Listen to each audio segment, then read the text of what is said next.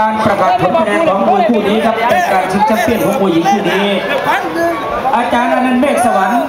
ให้ฝ่ายแดง49คะแนนฝ่ายน้ำเงิน47คะแนนกรรมการณรงค์ ตันบุญมีครับให้ฝ่ายแดง49คะแนน47คะแนนครับให้ฝ่ายแดง49ต่อ47ทั้ง3เสียงครับ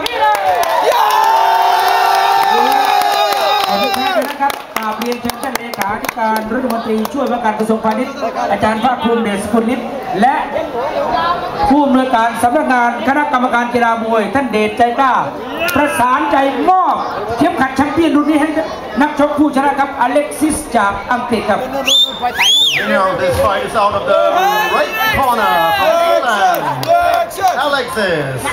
by unanimous decision 49-47 from all the 3 judges. Congratulations.